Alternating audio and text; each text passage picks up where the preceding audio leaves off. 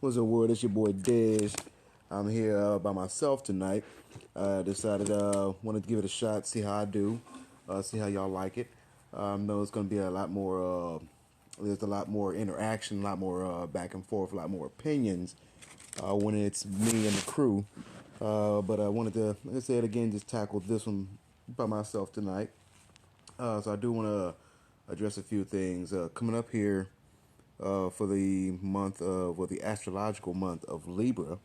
We will be discussing relationship related topics, and I'll also be bringing Kay Jones in for analysis on football games over the weekend.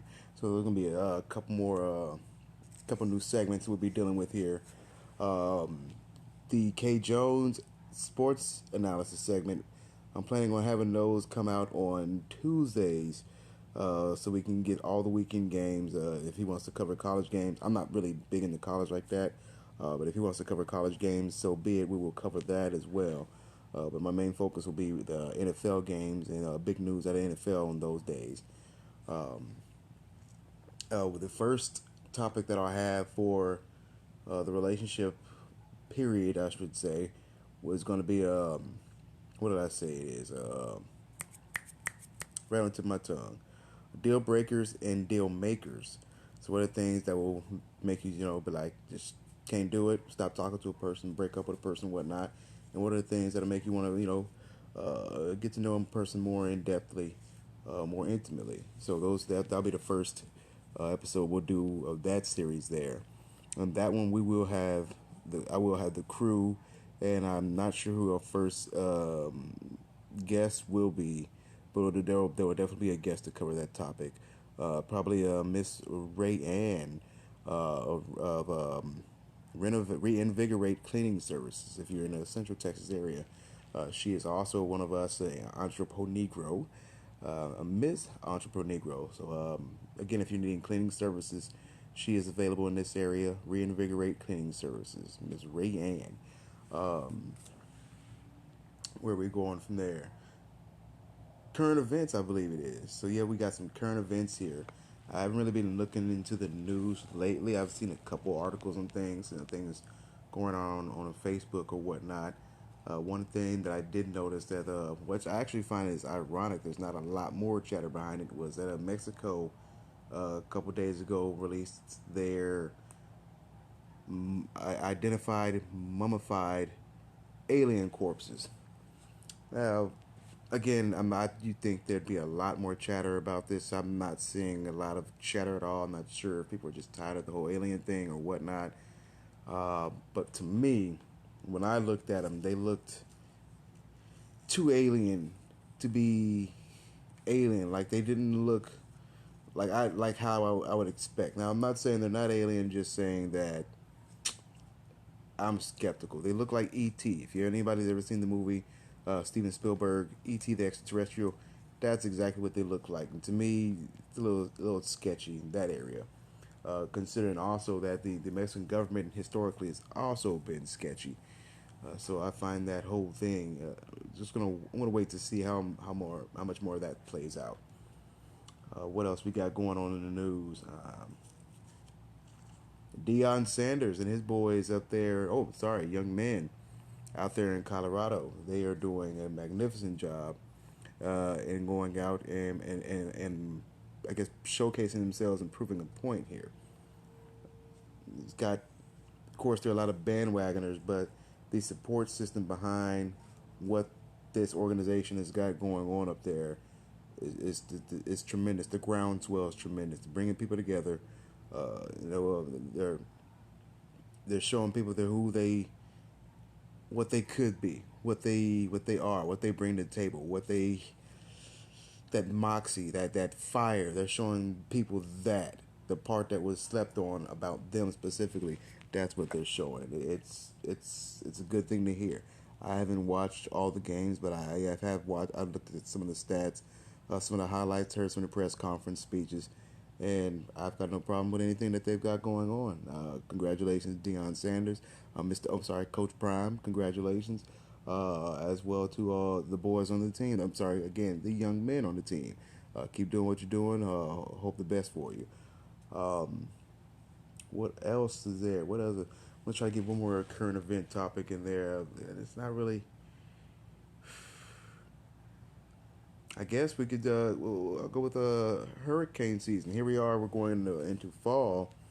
At the beginning of October, and in this part of the world, we're looking at hurricane season. So be prepared for floods, more rain. So if anybody in the landscaping, lawn maintenance business like I am, that's a good thing. But again, we could be looking at heavy rains, and I'm pretty sure we're gonna get a freeze near the beginning of the year. So just be prepared for weather conditions going forward here. As opposed to dealing with the heat, we'll be dealing with the other or the opposite weather conditions.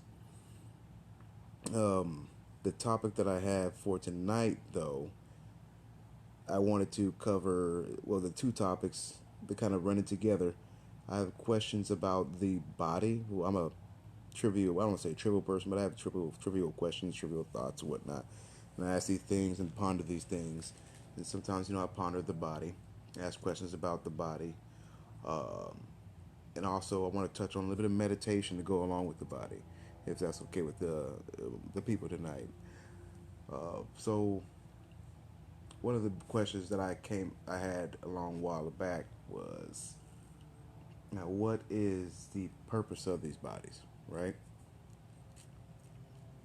So we walk, we breathe, we reproduce, we eat, we do all these things with these bodies, but to what end, right? Considering we die,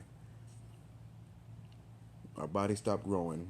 They stop getting better. They start to, decrease, shrink in some cases, and again, you die. So one of the things that the thought games that I had was to imagine walking without walking. If you get where I'm going, kind of like you're sitting, like the exercise I used for this was I would be sitting down, and I would try to, guess you could say, use my spirit to get myself up and walk. So not like my physical body would be getting up and walking, but the inner me would be getting up and walking, and my intent would be to get the body to follow that inner intent of walking. Um, that experience, I would say, it's a good exercise. It helps you make that question concrete, if you know what I'm saying. Because if you do start to kind of feel yourself getting up, you start to then realize that you're more than just the physical body. Um, One of the questions I asked to to that point would be, who's walking? Are you walking? Because you surely don't think about walking, especially after the age of 2, 3 years old. You don't think about walking; you just walk. And if we're going that route, who's breathing? You don't think about breathing, but you can. But in order to survive, you don't think about breathing. There's all these processes going on in your body that you don't think about that are just going on. They send signals in your body, and you react to those signals. So how much of you is really being under your control, right? So I've also looked into Chinese philosophy, or Eastern philosophy, I would say. And one of the things I found interesting there was when I read the Tibetan Book of Living and Dying.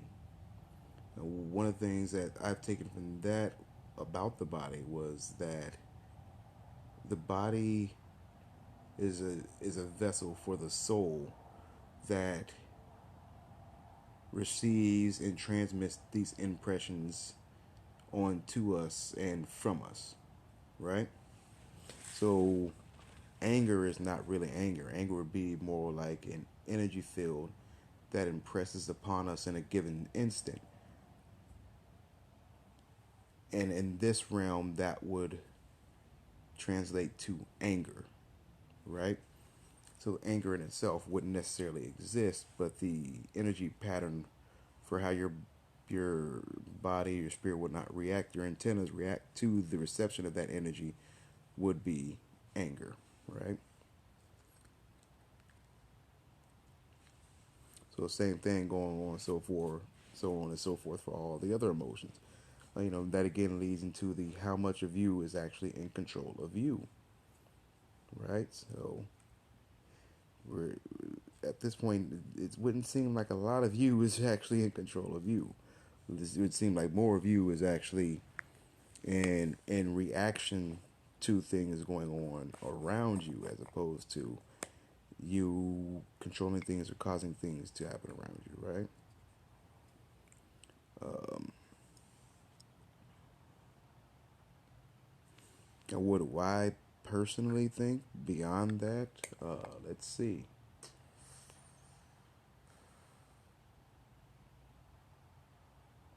I guess I would go along the lines more of that once the body is gone or can't do its job, or you're dead or whatnot, that there's still a spiritual or an energetic body or being to you that continues to persist after your current physical state has expired. So i.e., ghost, spirit, soul, angel, whatever the case would be, something more than the physical, right? Oh, another thing that I find interesting about the body is that the body is made of atoms. These same atoms you find in every molecule that creates anything in existence, right? So those atoms are also created of how do I say it? Tiny packets of light. I like to call it heavy light.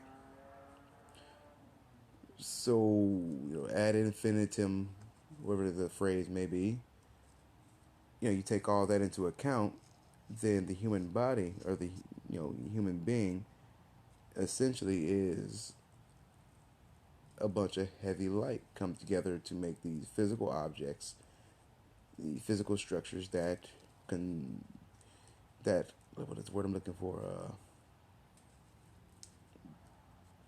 That develop out of our DNA. Our genomes and in the uterus or in the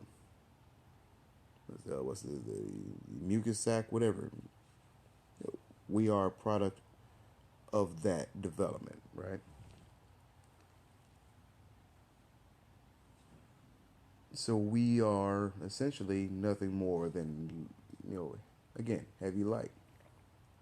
Now, to that, again, I like to do like just thought experiments, right? So I was thinking one day, I was looking at a shadow. So light hits a physical body, our body, and a shadow is created.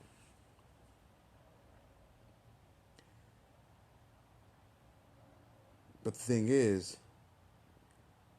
when I started to think about it, that shadow technically is always there. It's only when we're aware of its presence. Well, we're only aware of its presence when there is, oh,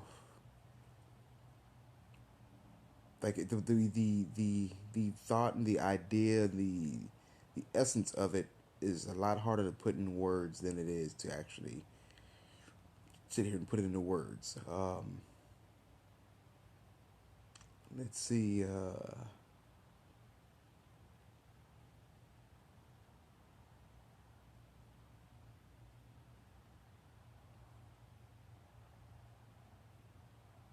I mean, it's almost like the light is just too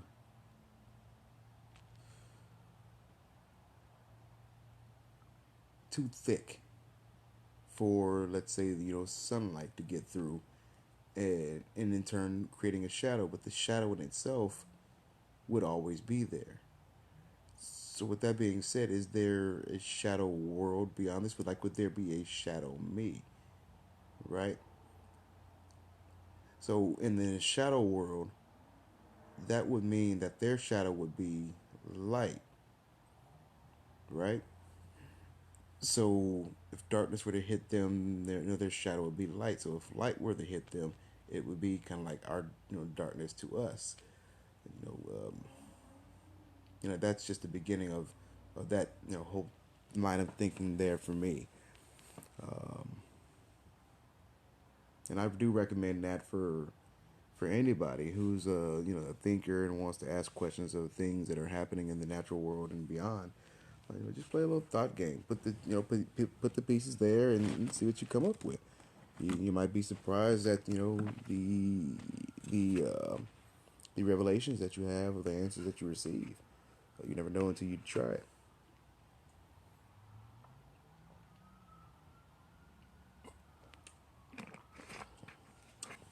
Had to take a drink there. Sorry about that. Um, I did take.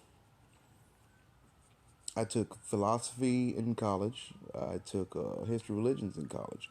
But on the philosophy end, there's a guy, Epictetus, who I found interesting. He was a sophist. Well, no, he wasn't a sophist. He was a stoic. He practiced stoicism. And stoicism essentially is kind of like nonchalant, letting things go as they go, not really making a big fuss or fight about anything. Because at the end of the day, things work out the way they are going to work out. Not necessarily as they should be, but how they're going to work out, right? One of the things that I took from his life was he spent a lot of time in prison. He was being starved, beaten, and all kinds of tortures. And to him, it was just like, hey, another day, Tuesday, right? And that stuck to me because it's like I'm also I don't want to say a proponent, a student and whatnot, but a proponent of Buddhism. And one of the things I took from Buddhism was that you're going to suffer. And so Stoicism kind of says the same thing. You're going to suffer, but it's all about your reaction to that suffering. So you're going to get mad, but are you going to punch somebody because you're mad, or are you going to find a resolution? That's the whole gist of that. In like with the Stoicism, why fight things that you can't do nothing about? That's biblical, and that the part of that is biblical as well. So it's just I find it irritating that people will throw this knowledge away because they say quote unquote man wrote it. But who better to write about man than man, right? Same thing like who better to write about women than women. I mean, if dogs could write about dogs, I'm pretty sure they'd write a fire book about dogs. Like, let's be real here. Uh, but the body is just a mystery. Like, it's crazy. You have these groups of organs that came together, or these groups of cells that came together and said, "We're going to work together as one to make sure this thing, kicks off." That to me is crazy.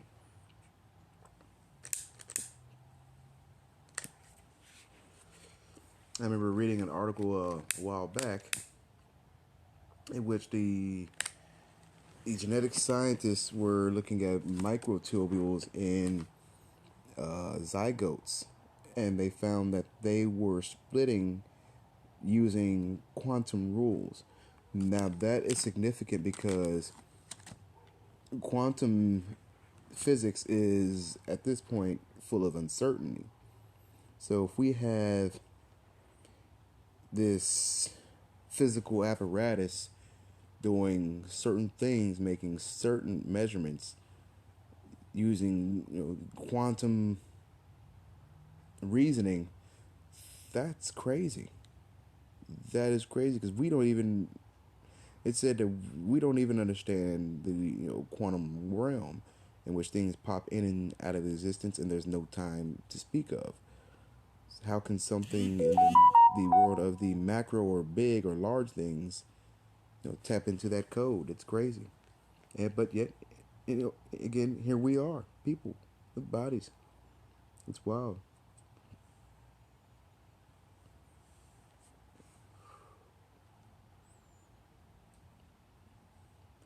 I'm trying to think of any other interesting things about the body. It's still more along, I guess, like the lines of metaphysical. I mean, if you're a human and you're listening to this podcast, you've probably lived long enough to know, sometimes bodies can be weird.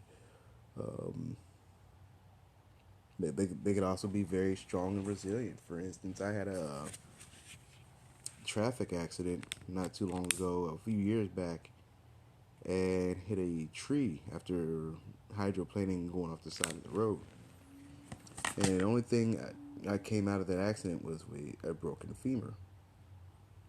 And then the bones never even broke skin. I wasn't bleeding or anything like that. I mean, my hand was scratched up, but other than that, nothing. Right? And it's like, at that time, I thought that, I'd be losing my leg. My body would be changing. The body I was, came into this world with and got used to and grew up with, wouldn't be the same body no more. And that was a different feeling, right? Like, I don't know how to explain that. It's there's no way to explain it. I guess the closest thing would be, to like lose your life or something, or to actually lose a limb, because I didn't lose a limb. So I'm very lucky in that vein, because I have friends, and I've met people who have lost limbs, and I was prepared for it, but I didn't want it to happen. So like,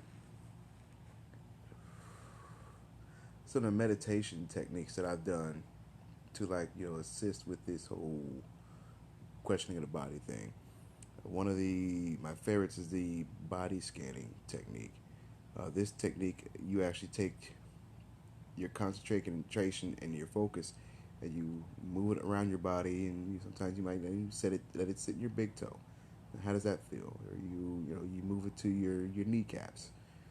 How do your kneecaps feel now that you have that energy, that warm vitalness coming through, right? And it's a great meditation to do, and all meditation that, from my experience, is going to relax you. It's very soothing, and especially after a rough day, just kind of brings all the talk and chatter in your mind down. So I definitely recommend that one. Interesting enough, yoga is also a great one. Yoga is a double. You get your physical exercise and you get a little meditation at the same time. Uh, so yoga is going to get you to know your body, your limits, what you can do, what you can't do, how you can push it, when not push it, things like that. Yoga is very useful for that. I know a lot of people sleep on yoga, especially in my generation, because we grew up with Dalsim. And Dalsim's whole shtick was he was a yogi, and every one of his attacks he'd say yoga to emphasize what he's doing. Well, his special attacks anyway. So he'd have like yoga fire, yoga flame, and his yoga inferno. So it's the '80s, late '80s, early '90s. Typecasting and stereotyping was all the rage. But nonetheless, yoga itself, you can defend yourself using yoga. Let's see, what else do we have meditation wise? Past life meditation, that's interesting as well. So let's see, I was doing a past life meditation. Let me see, should I tell you how it started, or I'm so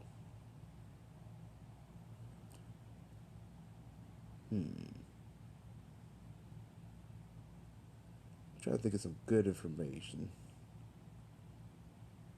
I did the sophist, right? We covered the sophist. We covered the meditation, body scanning. Oh yes, right. Past life. I'm sorry, folks. It's getting a little bit late for it here.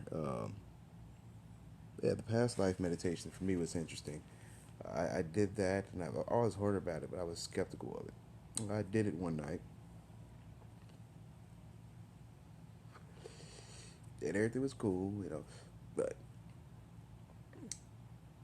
little maybe I couldn't tell you how much time was in it. I started to get real smoky, and I'm seeing this. It's almost like I'm there. I don't hear anything when I'm just seeing the smoke. Now the smoke I see, like I don't know if Confederate or Union soldier, whatever, but it looked, Civil Warish type. A figure came out of the smoke and took an axe to my head.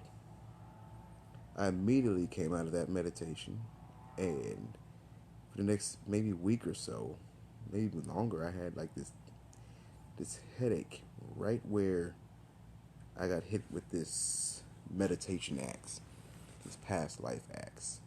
So in my mind, I'm pretty sure either it's two things: I went where I wasn't supposed to go, or I really got taken out like that in the past life. They say birthmarks are also telltale signs of people who've been here before. Some people have them, some people don't. A lot of times, those who are interviewed remember bits and pieces of their life previously, which is really, really weird.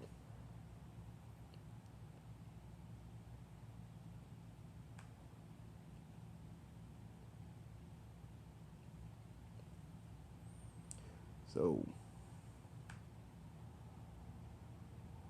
yeah, I was just, let's see. Is there any other meditation? Transcendental meditation. No, no, let's cover Kundalini. So, Kundalini is um,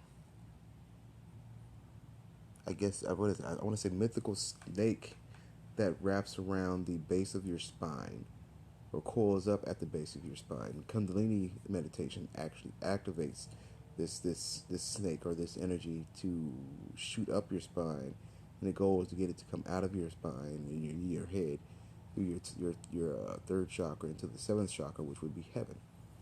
So you'd have that direct connection, and in doing so, as a newer practitioner, you'd burn impurities. I will say my first time trying that meditation, I burnt up from the inside out. Never experienced anything like that before in my life. Um, my ex fiance at the time came to check on me and realized I was sweating like crazy and it wasn't that hot. I could barely walk when I got done with it. And I told her I just needed some water and to breathe because that when they talk about that spiritual energy releasing, it's I mean it's thick, it's palpable, it's there, it's coming, it's strong, and it yeah had me burnt up.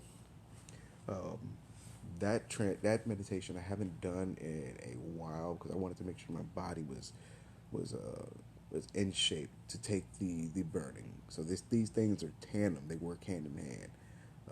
Body and spirit, spirit and body, and mind and spirit, they all work hand in hand.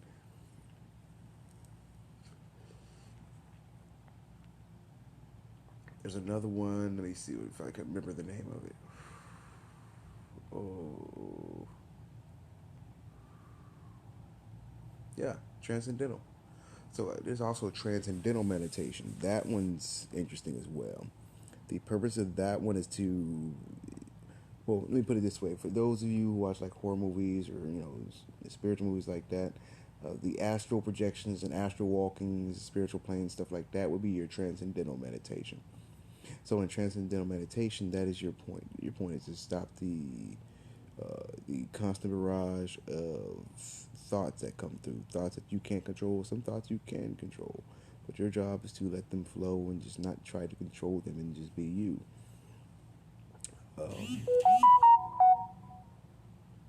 so the one time I recall, I won't say, well, I've done that many times, but one time that I recall that was really freaky to me, I was with my ex fiance again. I don't know if she was the problem or what, but I had I was watching Dragon Ball, and I was laying in my bed. She was asleep already,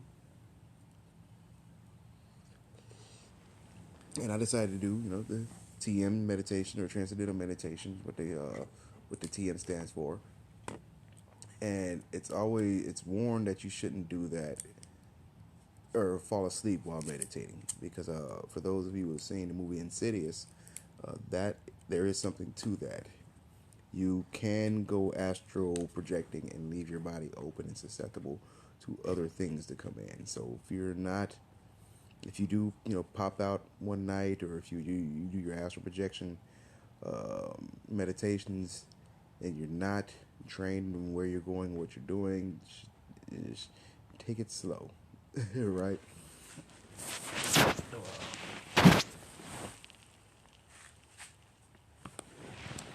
So I did the meditation and didn't realize I had fell asleep while meditating.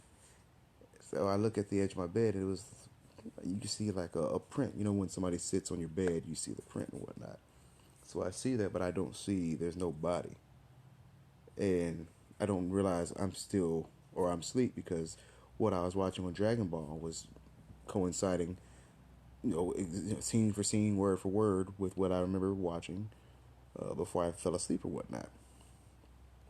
So to get the wrinkles out, because I'm a little neurotic like that, I try to kick the blanket a little bit.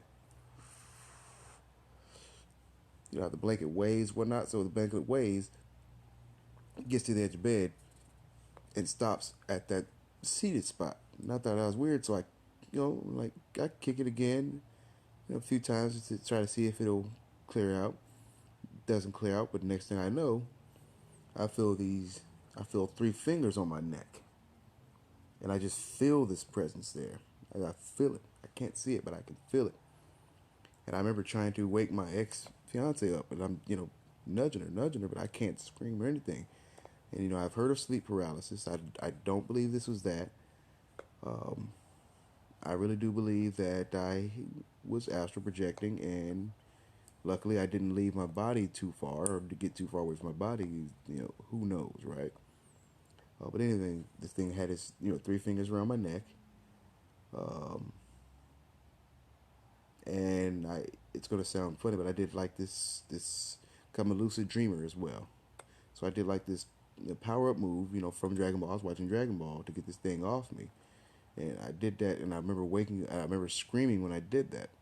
And then I popped out of it, right? Back into my body or whatever you want to say. I look over my ex fiance. She hadn't heard nothing. She hadn't budged. She's sound asleep, right? And I nudge her. I'm like, hey, babe. Hey, babe. She wakes up, rolls over. I'm like, she's like, what's going on? I'm like, did you hear me scream at all? She said, no, I didn't hear nothing. I was like, so you didn't hear no screaming? No, you didn't feel no moving around or nothing? None of that? She was like, no, what's going on? I told her just go back to sleep, but I did explain it to her later, and we were both really kind of into that realm, so it's kind of surreal for us, especially for me. I woke up that morning and still felt the fingers. Specifically, I say three because it was specifically three. I remember that three of them wrapped around my neck. Um, that was the craziest meditation I had in the vein of transcendental meditation. So there are pitfalls and things to look for with meditation, and a lot of it is just your mind. How strong you're going to be. I know for a fact, a lesser mind may have may be in a psych ward today due to that incident. But I feel like I'm pretty strong minded. A lot of skepticism to go along with that strong mindedness. Skepticism is good though. Some skepticism, not overt skepticism. Um,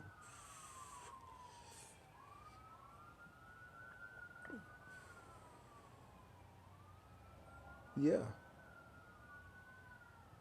So like I said, I just I ask questions. I think about things. I ponder things. Um, and I think it's good to do because we really don't know things, and a lot of times we really don't even know ourselves, which is why sometimes you got to self reflect, take a look back. If you write a journal, things of that nature, pictures, our friend groups, those things that help us become who we are, identify who we are, and all the like. I That's really all I've got from those topics. Um, but I did earlier forget to drop the tags though. So my tag, real quick, we're looking at your boy Dez on YouTube, the Lawn Warrior. With the rain that we're getting, I will be back in the garden, so I have those videos going on for you. Um, what else I got? Karmic Dez on Instagram. I haven't been on there in a while, but I know I'm gonna have to get back on there for y'all too. Um, Like I said, me and Kay Jones, we're gonna be doing your little breakdowns of football. We'll see how the football goes. We might do the NBA. I know there's a lot more games, so it'll be a bigger commitment. We'll see how this football season works out. I think it'll work out good. Y'all loved him last time. He was on LeBron talking about that, so we're gonna bring him back. Um, In the next episode, we will have the regular crew back. We will have Teddy Grahams. He'll be back with the Happy Hungry Munchies. We're gonna have Black Manta and my boy Hook with the ZVS Black Manta. My bad. I'm sorry. Check them out on their socials. Like I said, next episode we will be talking about deal breakers and deal makers in the vein of relationships for the month of Libra. My sign, by the way, October 16th. The best sign, Libra sign, scale gang. That's what we do out here. Let's see. Is there anything else I want to let you guys go before I go? Um, I'm thinking. That's really all I have right now. I don't want to hold you guys up too long with a lot of blank space, dead air, and all that. But I do want to appreciate you guys for listening. Uh, Thank you for rocking with me, rocking with us. I'm sorry to say, I'm sorry, rocking with the crew. I know some of y'all have enjoyed the conversations. Some of you might not have enjoyed the conversations, but regardless, you're gonna get a conversation from us. Other than that, you guys who are working, work well. Those are at home, chill out, be cool, be safe, have fun, enjoy yourself. I'm out.